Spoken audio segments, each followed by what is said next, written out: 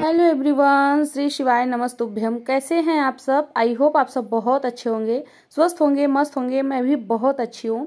तो जी, दिन है आज बुधवार का, सुबह का टाइम है।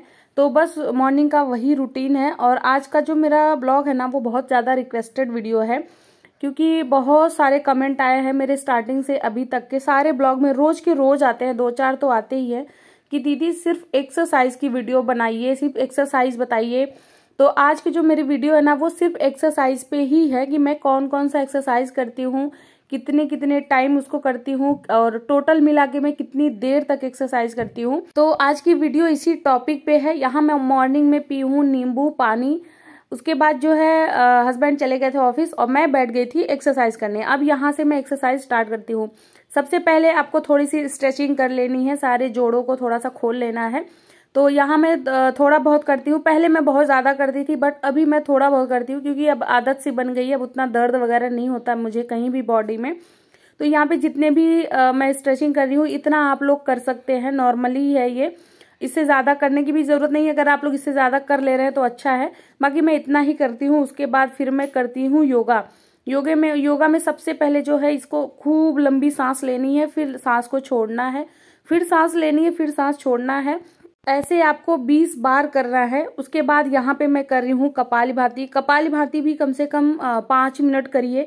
थोड़ा सा पेट में दर्द होने लगता है, ये मैं अपना खुद का एक्सपीरियंस बताती हूँ, मुझे कैसा महसूस होता है। मैं वो सारी चीजें करती हूँ, क्योंकि उसमें फिर लोग कमेंट करते हैं कि कहाँ दर्द होता है, कहाँ ये होता है। तो नहीं होता होगा, बहुत लोगों को नहीं होता है, बहुत लोगों को होता है, जैसे मुझे होता है।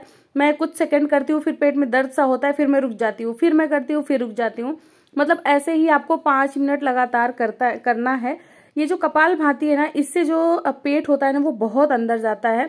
मतलब सबसे ज्यादा फायदा तो मुझे लग रहा है कपालभाति से। अगर आप 5 मिनट रोज रेगुलर लगातार कर रहे हैं, तो आप लोग को खुद फर्क दिखेगा कि कपालभाति से कितना ज्यादा फर्क पड़ता है।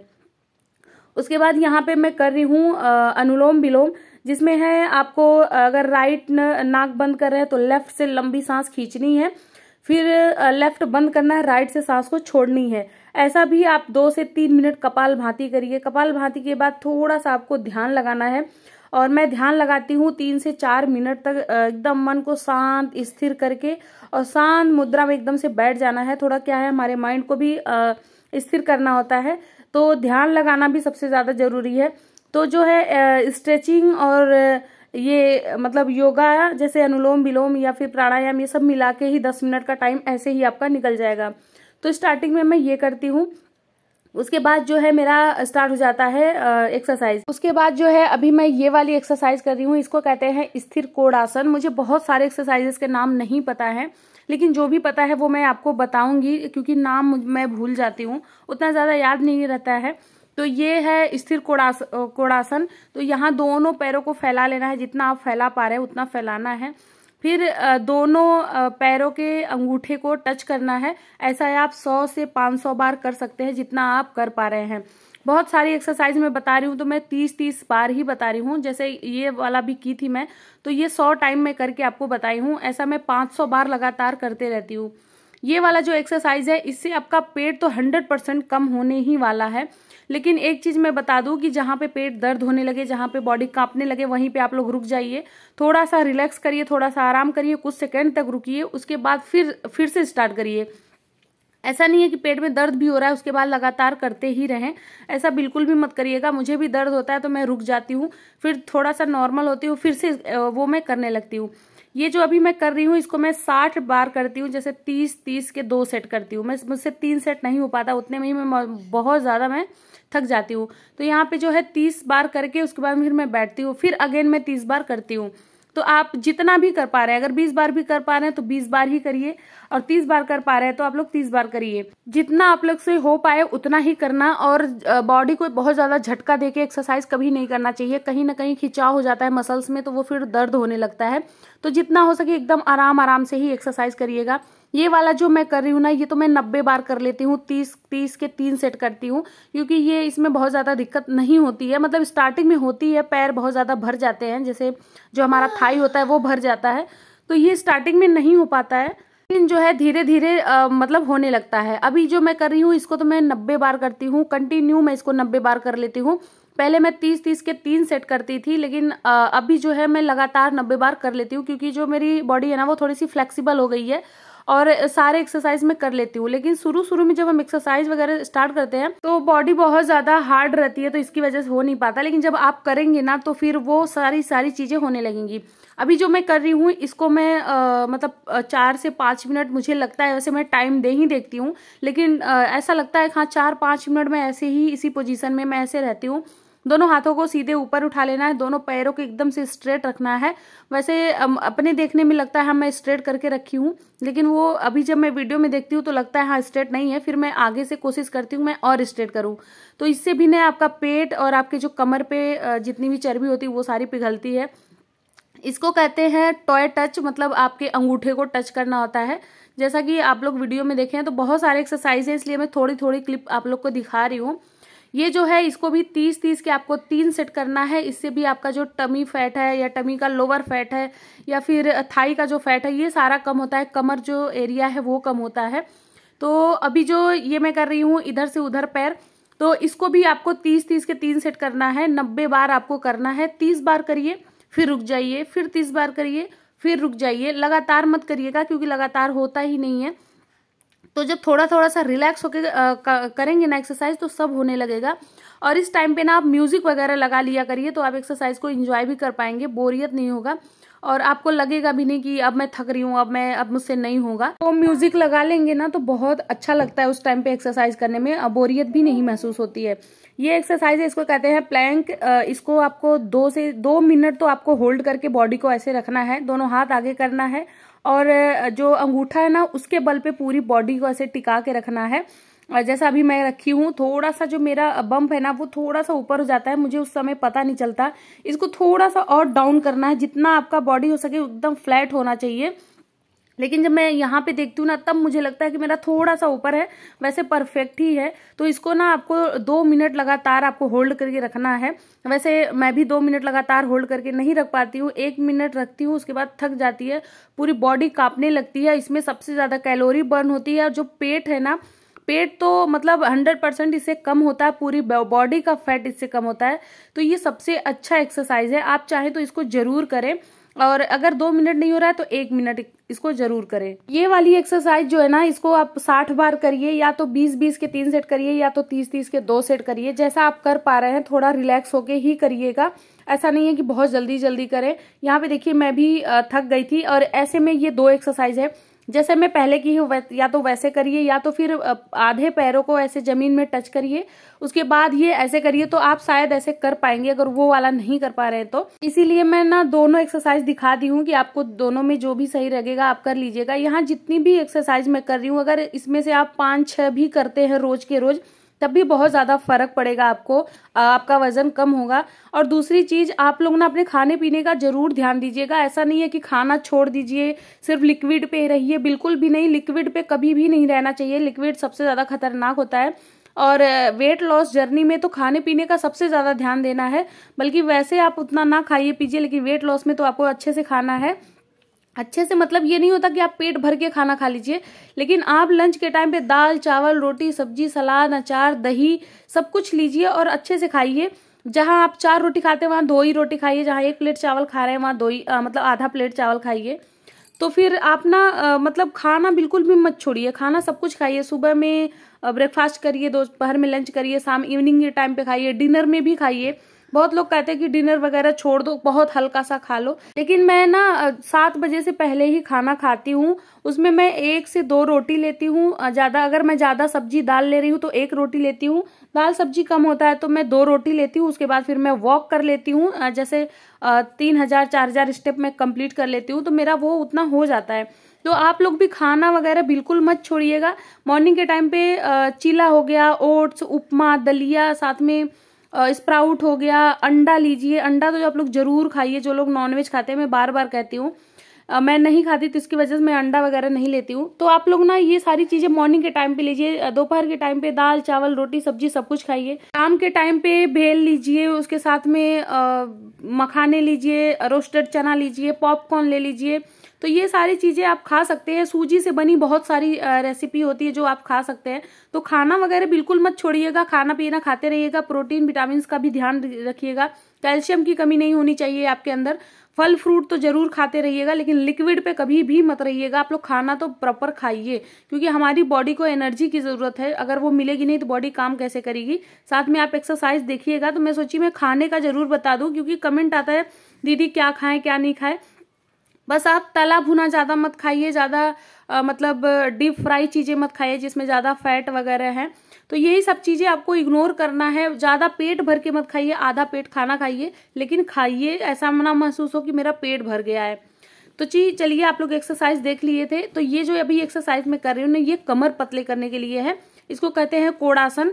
तो इससे जो आपके कमर पे बैक साइड में जो फैट होता है ना, मतलब मेरे तो बहुत ज्यादा था, जो पेट के बगल में कमर पे जो फैट होता है वहां बहुत ज्यादा था।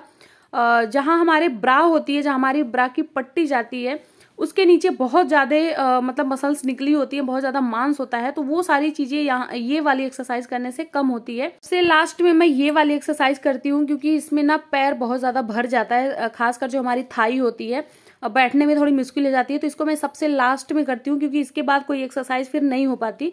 तो इसको मैं 30 बार करती हूँ। 30 बार से ज्यादा मुझसे होता नहीं, इतना ज्यादा पैर भर जाता है कि उसके बाद होता नहीं, क्योंकि बहुत सारी एक्सरसाइज करके वैसे ही बॉडी थक जाती है। तो इसको अच्छे से मैं नहीं कर पाती हूँ। अच्छे से मतलब कहा जाए तो 60, 70, 80, 50 ऐसा मैं नहीं कर पाती हूँ। सिर्फ मैं 30 बार करके उसके बाद फिर मेरा यहाँ पे जो है एक्सरसाइज खत्म होता है। तो इन सारे एक्सरसाइजेस में अगर आपको इसमें से 5-6 एक्सरसाइज भी कर ले रहे हैं तभी बहुत ज्यादा है। उसके साथ में आप वॉक करते रहिएगा। आप लोग अगर मॉर्निंग में टाइम नहीं मिल रहा है तो इवनिंग में करिए, या फिर नाइट में करिए। डिनर के बाद तो जरूर करिएगा। यहाँ मैं दिखा रही थी कि देखिए मैं कितना पसीना पसीना हो गई थी, मतलब पीछे से पीठ पे तो मैं पूरा भीग गई थी, इतना ज्यादा पसीना हो गया था। और जी कमेंट था डॉली जी का कि दीदी एक्सरसाइज करते टाइम पे क्या पंखा वगैरह चला सकते हैं। तो बिल्कुल नहीं डियर, क्योंकि हमारी जो बॉडी है ना उस टाइम पे बहुत हीट होती है और हमें बहुत गर्मी लगती है। तो अगर आप पंखा चलाएंगे ना तो सर्द और गर्म आपको लग सकती है, उसकी वजह से जुकाम वगैरह आपको हो सकता है। तो मत चलाइएगा। और ऐसा भी नहीं है कि एक्सरसाइज करके जैसे उठा वैसे पंखा चला दिया। तो जब बॉडी आपकी ठंडी हो जाएगी उसके बाद ही चलाइएगा, क्योंकि बॉडी तो आपकी हीट है, ऊपर से पंखा चलाएंगी तो वो ठंडा होगा, तो वो फिर उसके ना मतलब नुकसान ही है। तो आप लोग मत चलाइएगा। और पसीना होना तो बहुत ज्यादा जरूरी है। अगर आपको बहुत पसीने आ रहे हैं तो समझिए कि आपकी कैलोरी जो है वो बर्न हो रही है। यहाँ पे नाश्ते में था मेरा स्प्राउट, जो कि मूंग दाल और चना है, इसमें एक आध लोबिया है, साथ में सोयाबीन के बीज है। तो वो खा ली थी। उसके आधे घंटे बाद यहाँ पे मैं पी रही हूँ कोकोनट वाटर। जैसा कि मैं पहले बताई हूँ वीडियो में कि अगर आप लोग को नारियल नहीं मिल रहा है तो ये बॉटल वाला नारियल पानी लाइए और इसको अपने फ्रिज में रख लीजिए।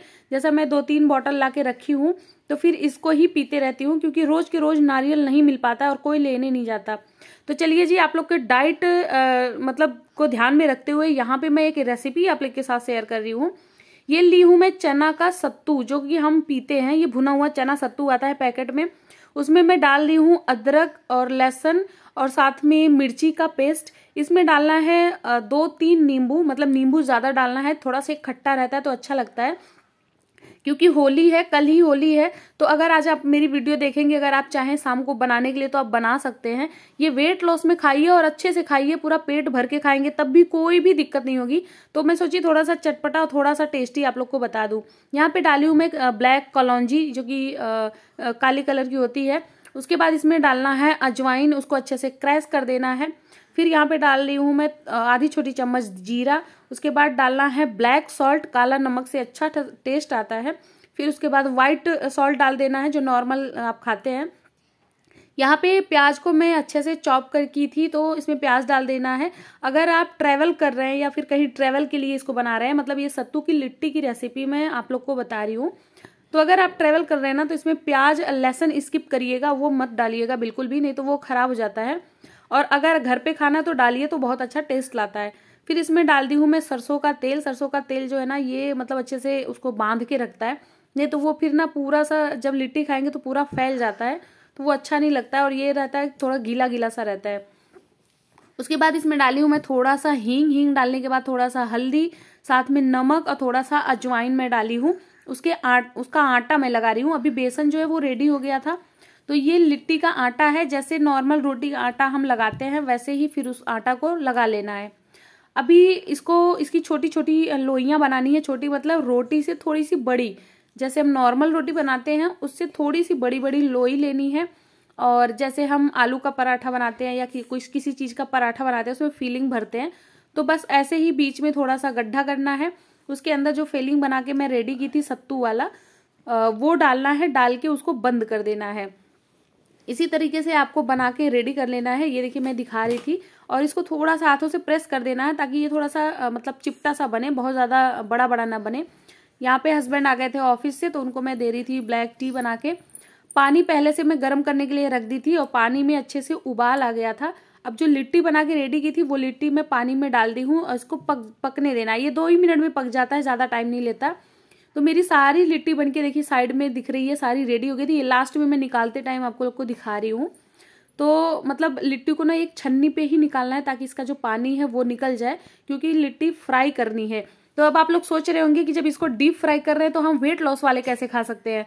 तो बस थोड़ा सा रुकिए, मैं आगे बताती हूँ कि हम लोग कैसे खाएंगे, जैसे जिनको भी वेट कम करना है वो लोग कैसे खाएंगे।